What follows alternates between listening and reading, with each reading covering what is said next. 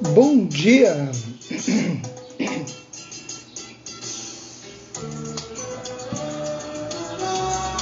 Bom dia, despertando com Dharma, dia 25/11. Bom dia, Ana Paula.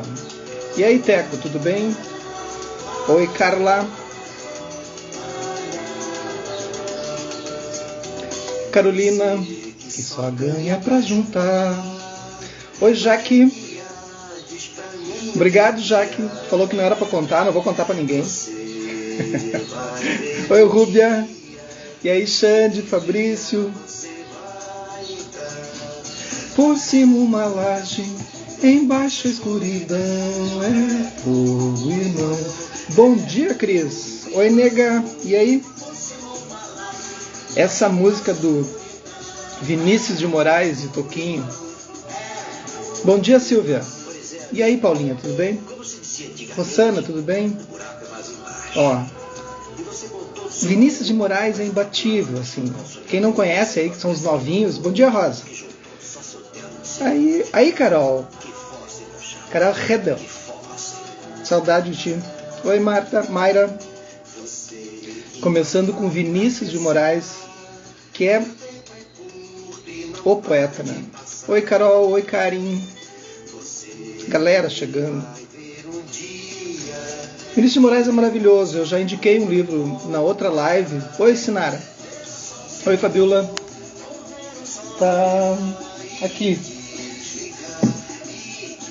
Esse livro aqui dele, O Poeta da Paixão, é sensacional. Uma biografia dele, escrita pelo José Castelo. É maravilhoso para quem quer conhecer. Muito bem. Oi, Denner. Vamos lá. Escutamos um pouquinho do testamento do Vinícius. Tem um mosquito aqui querendo me picar. Ele está com fome, café da manhã. Vamos lá. Então a gente está lendo A Caverna na Neve, da editora Lúcida Letra. E ontem a gente parou com aquela frase dela, não é o que você ganha, é o que você perde. Quando a Vicky Mackenzie perguntou, a jornalista perguntou para ela, né, para Tenzin, o que afinal ela conseguiu, né, com isso. É o que você perde, não o que você ganha. Então, cada vez que a gente vai fazer um negócio, uma transação, uma escolha, a gente tem que pesar aquilo que a gente vai perder. Eu sempre levei isso na vida, eu não conhecia a Tenzin, eu levava isso, era uma das coisas que eu falava há 30 anos atrás. Quanto a gente está disposto a perder? Cada escolha que eu faço, o que eu vou perder? Quanto eu vou perder? O que eu estou perdendo com essa escolha? E é assim, né? O que tu ganha é o de menos. Hoje, então, estilo feminino. Tenzin Palmo provou que estavam todos errados.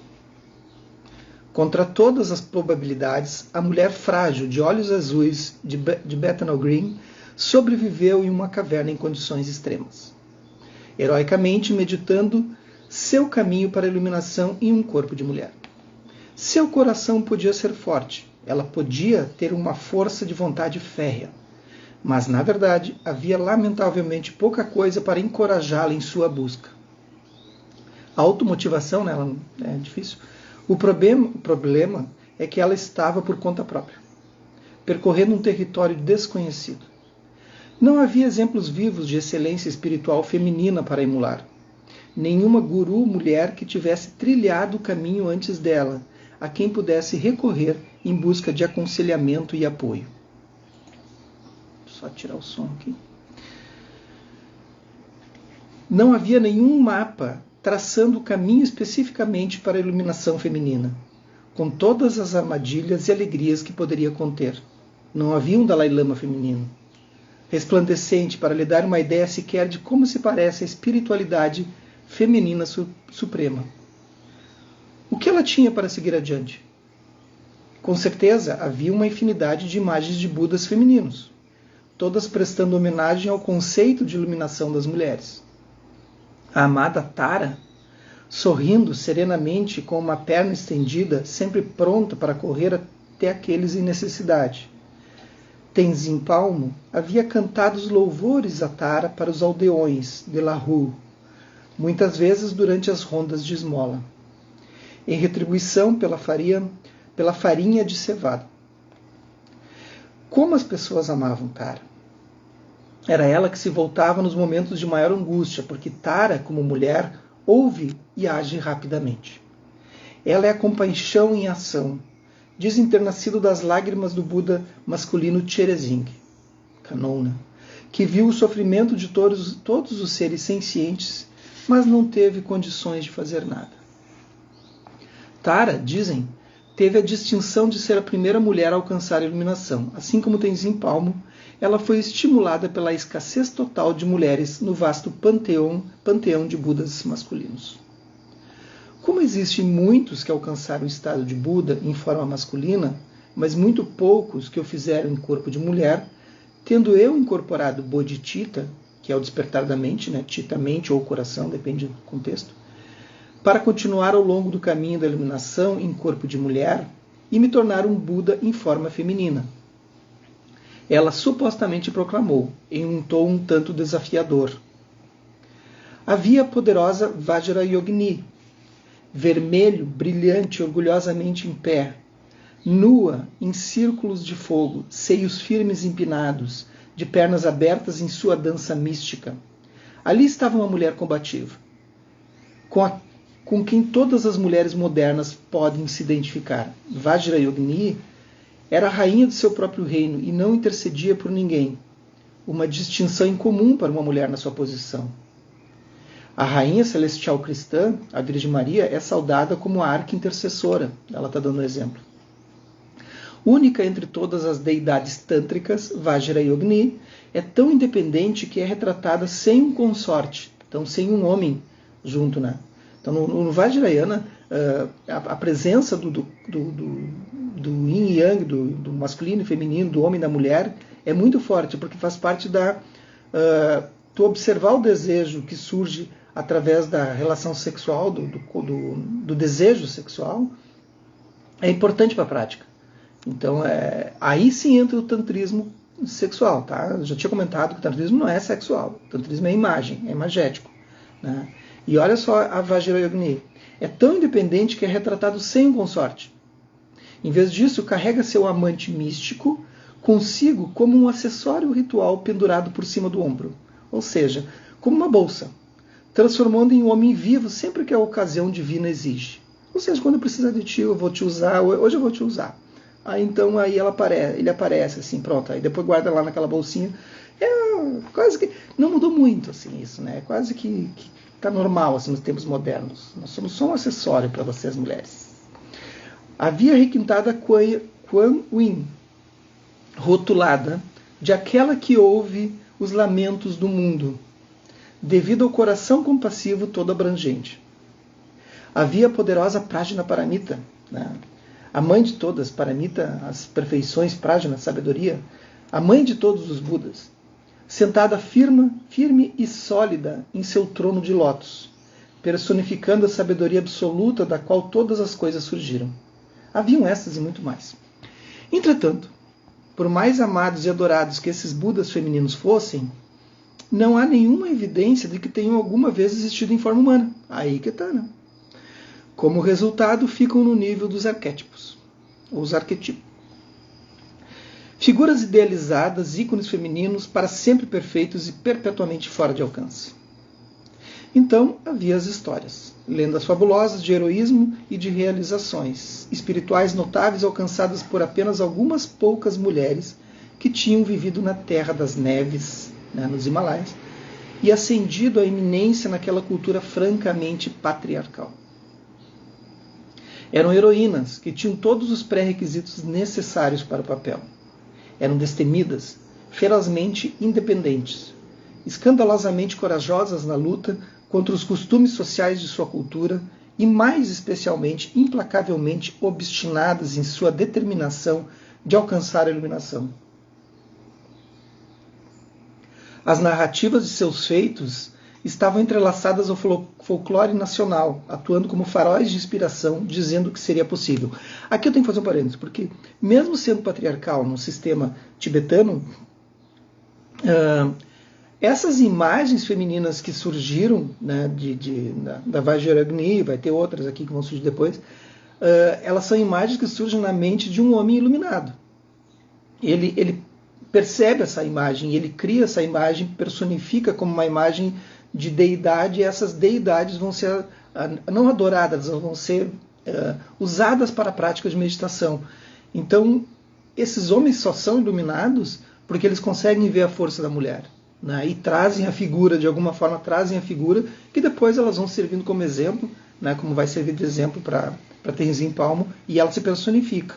Então é patriarcal para os não iluminados.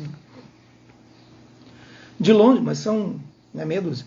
De longe, a mais famosa era Yeshi Tsogyal, também conhecida como a dançarina celeste.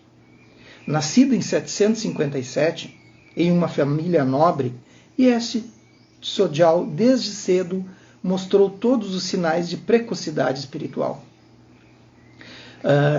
Ela existiu, tem um livro dela que é A Nascida do Lótus, de Yeshi Tsogyal. Procure Luz da Letra, tem esse livro, ele está anunciando agora, acho que porque ele recém produziu. Tem a vida dela. Eu não li ainda, então não tive eu estou meio que sem verba para comprar livro ultimamente. Tenho comprado demais. Então, quando eu puder, eu compro. Sua intenção declarada era tornar-se um Buda em uma vida. Com isto em mente, recusou um casamento arranjado, argumentando que tinha coisas melhores para fazer com seu corpo precioso, humano precioso, do que ficar de brincadeira no leito conjugal. Provocando com isso a ira de seus pretendentes indignados e a desgraça dos seus pais. Tipo assim, o que eu vou ficar de brincadeira? Tem coisa mais séria para fazer do que ficar lá brincando com aquela coisinha do homem, tá louco? Depois de muitas vicissitudes, finalmente encontrou o homem que salvou sua vida, Padmasambhava, né, o nascido do Lótus, a quem se atribui ter levado o budismo da Índia para o Tibete. Padmasambhava, daí então aí se estuda, né, é uma figura importantíssima, é um Buda, né, do budismo. Ele próprio saudado como um Buda por seus muitos seguidores. Padmasambhava tornou-se não apenas mentor e guru de Yeshi Tsogyal, mas também seu amante místico. Yeshi Tsogyal amava Padmasambhava com paixão, reverência e uma deliciosa desinibição, diz aqui. Os detalhes da sua união divina são poeticamente explícitos e envolto em uma metáfora tântrica. Agora tem um textinho aqui de como que ela via ele. Então, começa assim. Então, sem vergonha, tampouco da maneira mundana, com alegria e devoção, eu, Tsogyal, preparei a mandala mística e a ofereci a meu guru. O brilho do seu sorriso de compaixão brilhou em 5 raios de luz, de modo que os universos microcósmicos foram permeados pela clara luz antes de os feixes de luz concentrarem-se novamente no rosto dele. Invocando a divindade com as ejaculações Dza e Hum, a luz desceu por seu corpo e seu Vajra místico surgiu em ira. Vajra é o Dorje, aquele objeto que eu já mostrei para vocês, não é aquilo que vocês estão pensando. Segundo ela, é, né? Vajra é objeto cortante, é o diamante, aquele que corta com a luz, assim. A divindade com as ejaculações Dza e Hum, a luz desceu por seu corpo e seu Vajra místico surgiu em ira. E como o Vajra Krodha, que é um mantra, uniu-se com o lótus sereno em absoluta harmonia. É um poema. Mesmo em meio a seu êxtase, no entanto, Yeshi Tsogyal, sem nunca perder de vista seu objetivo, implorou ao amante para lhe ensinar a palavra sagrada que transcende causa e efeito. Padmasambhava aqueceu. Mas como a dançarina celeste viria a descobrir, uma mulher nutrindo a ambição final seria testado tão severamente como qualquer homem. Ela foi a uma série de cavernas a fim de praticar e sofreu os mais extremos asceticismos. Sentou-se nua em nevascas, até a pele empolar de frio nas tentativas de aumentar o calor místico interno, né, a prática de tumo. Abandonou toda a comida grosseira até aprender a comer ar. Prostrou-se até os ossos da testa projetarem-se através da pele. Muitas vezes chegou perto da morte, mas perseverou. No final, sua tenacidade foi recompensada. Suas próprias palavras, escritas pelo biógrafo Tashkanuden Dorje e traduzidas por Kate Donnan no evocativo Sky Dancer, revelam, mas tem um outro livro, né? Revelam o estado sublime que suas austeridades proporcionaram. Fui transformada no ser puro que atua impregnando todas as criaturas do universo, infinito com o valor e significado da existência, e adquiri a capacidade inata de compreender e empregar à vontade qualquer uma das qualidades do Buda, ou seja, ela se transformou quase no Buda. Dali em diante, quase, no Arhat. Dali em diante, a glória das conquistas de Esi Tsojal foi exibida a pleno.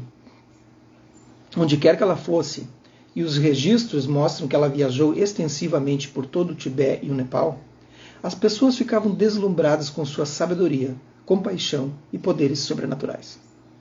Ela conseguia atravessar objetos sólidos, andar em raios de sol, levitar e, em certa ocasião, ergueu dos mortos o filho de um mercador nepalês, colocando o dedo indicador no coração do finado até que este começasse a brilhar e o sangue voltar a correr em suas veias. Mas foi no conforto espiritual com os seguidores do Bon, a antiga religião do Tibete, que Esi Tsojal realmente mostrou do que era feita. Levitando em posição de lótus, completa diante da multidão, ela fez girar rodas de fogo de ponta de cada dedo, da ponta de cada dedo, despedaçando uma rocha maciça nas proximidades e a seguir moldando-a como manteiga em várias imagens. Era uma X-Men, uma X-Woman. Como um floreio final, lançou raios contra os magos negros, arrasando seu assentamento de uma vez por todas. Os incrédulos foram convertidos, argumentando que se uma mulher podia realizar tais proezas supremas, então o poder do Buda deveria ser realmente poderoso. Bom, mais do que amante da pirotecnia espiritual, Esi Tsojal era uma mulher de sabedoria. Ela foi credenciada a organizar a redação de todos os ensinamentos de Padmasambhava, muitos dos quais foram escondidos, são os termas são os tesouros que são escondidos em montanhas, são escondidos nas pedras, e às vezes são encontrados 1000 anos depois, assim. E é o que aconteceu. Tem tesouros sendo encontrados até hoje. E as pessoas que são encontradas são por acaso, assim. Elas sonham, percebem, colocam a mão ali e acham que isso é real, isso não é uma história. Daí encontram e daí vão lá e entregam, enfim, para um mosteiro.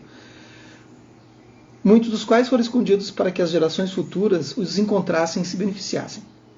Foi uma vasta empreitada, consistindo de milhares de tomos e um feito extraordinário para a mulher do seu tempo, quando o analfabetismo feminino era a norma.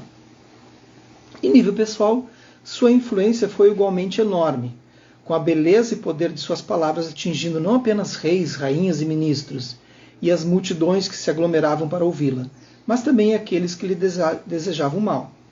Em uma ocasião memorável, ela enfrentou 7 estupradores e cantou a seguinte canção: Meus filhos, vocês encontraram uma consorte sublime, a grande mãe, e em virtude de seus recursos de mérito acumulado, fortuitamente receberam as 4 iniciações.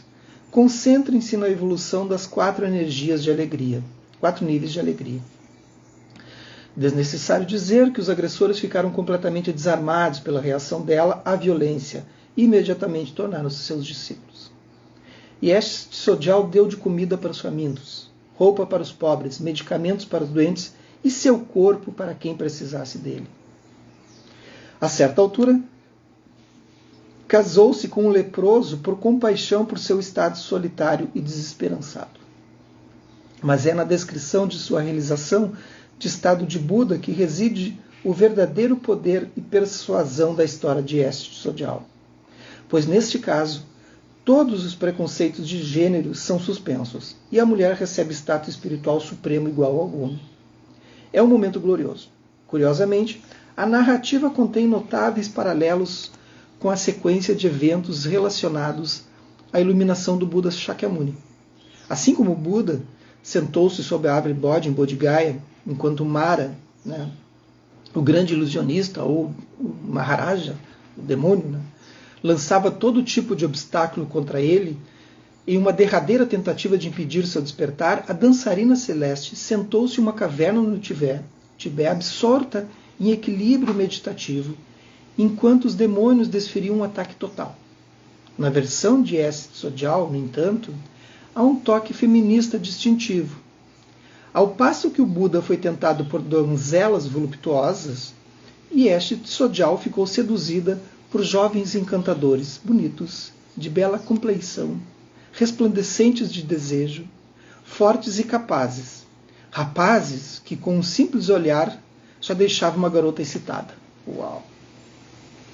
Ela resistiu resoluta a todos eles, é claro, como o Buda às suas ninfas sedutoras. Finalmente ela atingiu seu objetivo. Naquele momento, Padmasambhava acumulou-a de elogios. Suas palavras não só refletem a glória do feito de S. Tsogyal, como surpreendentemente revelam a superioridade da capacidade feminina para atingir um estado tão exaltado. Ó yogi, aqui o Padmasambhava falando, ó yogi que dominou o Tantra. Os corpos grosseiros dos homens e mulheres são igualmente adequados. Mas se uma mulher tem forte aspiração, tem maior potencial. Desde os tempos sem princípios, você acumulou méritos de virtude e consciência. E agora, irrepreensível, dotada da qualidade de um Buda, mulher superior, você é uma Bodhisattva humano. É de você que estou falando, garota feliz. Agora que você alcançou sua própria iluminação, trabalhe para os outros, para o bem-estar de todos os seres. Uma mulher tão maravilhosa como você nunca existiu no mundo antes, nem no passado, nem no presente, nem no futuro, disso tenho certeza. S. Tsogyal deixou este mundo no pico de Zapu, no Tibete Central, em um palanquim de luz, em forma de lótus de 8 pétalas. Enquanto ela se dissolvia na luz radiante, sua voz desencarnada podia ser ouvida pronunciando derradeiras palavras de sabedoria e exaltações de alegria. A despeito de toda a inspiração e do elevado patamar de poesia, a história de S. Tsogyal teve lugar há 1.300 anos. Quanto dela era crível, né? Tinha umas situações ali bem difíceis. Ao longo dos séculos, inevitavelmente, havia sido adornada com símbolos e exagero. De modo que, para a maioria dos ocidentais, a dançarina celeste representa mais uma metáfora do que uma mulher de verdade. Para Tenzin Palmo, com certeza, S. Tsogyal não ajudou em coisa nenhuma. Ela nunca significou nada para mim, declarou. Então ela não foi um exemplo para Yesh, para Tenzin. Mais plausível foi uma outra grande heroína do budismo tibetano, Mashi Lapdrong. Embora também pertencesse a uma época totalmente diferente, tendo vivido de 1055 a 1145, foi responsável pela implantação de um dos mais importantes e disseminados rituais, praticados até hoje. Em um nível puramente externo, Shodh é uma prática de gelar o sangue.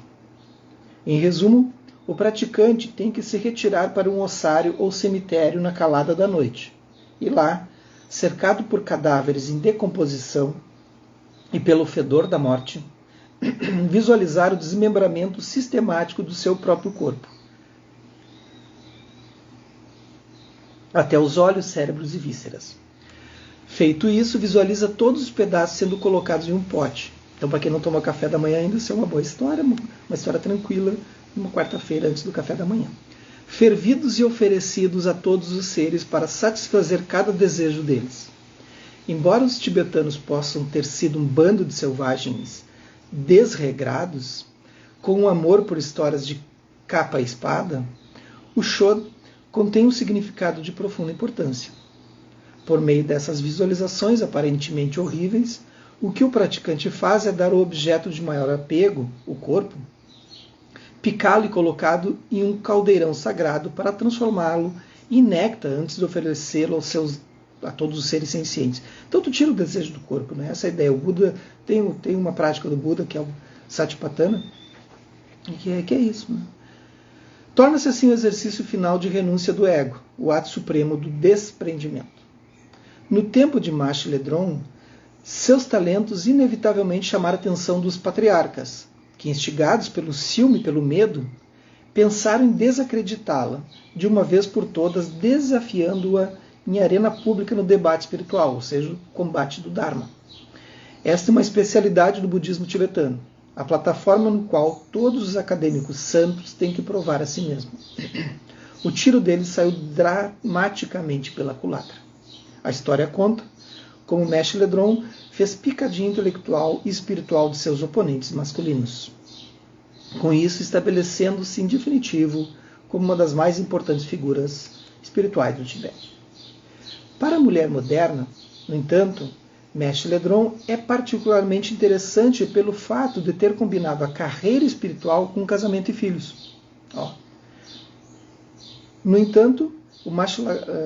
teve um outro também, não vou falar dos homens agora. No entanto, ao contrário da maioria das mulheres com esses apêndices, ela não era ligada a eles. Ela não era muito ligada à família. Nem demonstrou qualquer particular senso de responsabilidade por sua criação. Ela vagava alegremente para meditar em cavernas sempre que a vontade de avanço espiritual apoderava-se dela, deixando com o pai meses a fio. Entre seus muitos motivos de fama está ter começado sua própria linhagem, usando os filhos como detentores da linhagem. Ela morreu aos 99 anos, passando, como diz a lenda, para a terra das Daknis. Mais típico do destino das mulheres místicas foi o que se abateu sobre Jomo Meno, uma jovem simples do século XIII. Diz a lenda que ela, em um sonho, subitamente adquiriu profunda sabedoria de S. Sojal, a dançarina celeste, e a seguir transmitiu a todos que lhe pediram. Como de costume, isso suscitou a ira dos lamas, que a taxaram de insana. Devastada, Jomo vagou pelo país recusando-se a falar, mas beneficiando inúmeras pessoas no caminho secreto, ou seja, pela simples força de sua presença física. Era sucesso furtivo, um truque muito usado por mulheres de todas as culturas.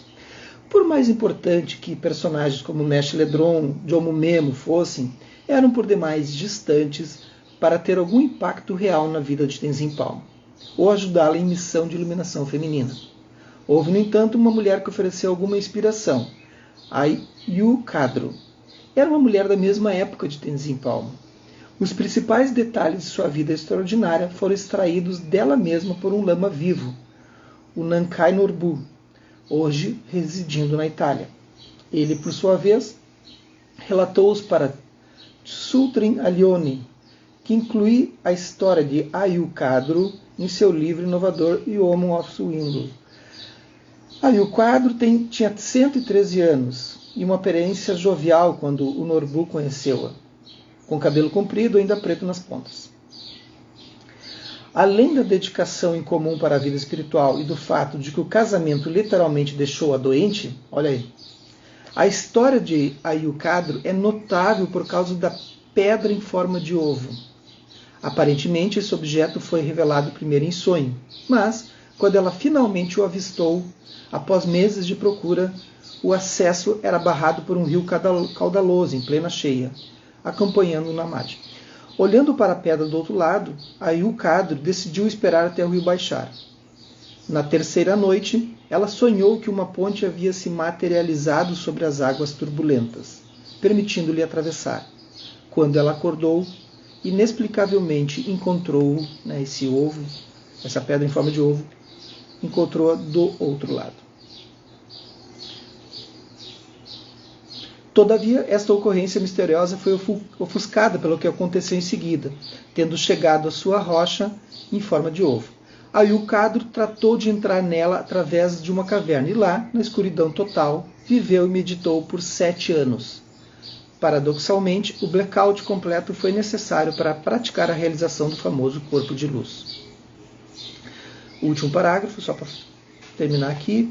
Seus esforços devem ter dado certo, pois quando morreu em 54, aos 115 anos, sem quaisquer sinais de doença, supostamente ficou na postura de meditação por 2 semanas, após a respiração externa ter cessado. O corpo não se decompôs, apenas tornou-se muito pequeno. Como o guru de Tenzin Palmo, Khyentse Rinpoche, Aí o quadro demonstrou na morte que havia atingido um nível excepcionalmente alto de desenvolvimento espiritual. Então esse capítulo é o capítulo para ver o quanto foi importante, o quanto é importante essa relação da Tenzin Palmo, não só para o budismo moderno, claro que especialmente para o budismo, né? Mas para a humanidade, né? Ela rompe com todas as normas, né? É uma cariátide, como a gente chama na arquitetura. Uma cariátide rompe com as normas. Certo? 7 horas em ponto. Vou terminar ali. Amanhã a gente continua. Então viram que as mulheres... Vocês gostaram daquela que levava, né? Vajrayogini, né? Que levava... Os mosquitos continuam me comendo? Estou usando a meia curta, eles vão ali, pá. Gostaram daquela que levava o homem como consorte, né, no ombro, assim, ou te uso quando precisar. Gostaram? É isso aí. Muito bem, uma boa quarta para vocês. Hoje à tardinha, às 18h45, tem meditação aqui no Instagram. É uma live. E aí a gente pratica um pouquinho assim, para estabilizar. Tá bem? Muito bem. Que os méritos desse nosso encontro, dessa nossa prática, se expandem e toquem a todos, e que eu possa me tornar, que nós possamos nos tornar o caminho iluminado. Um bom dia, uma boa quarta e até às 18h45 aqui, a live no Instagram de meditação.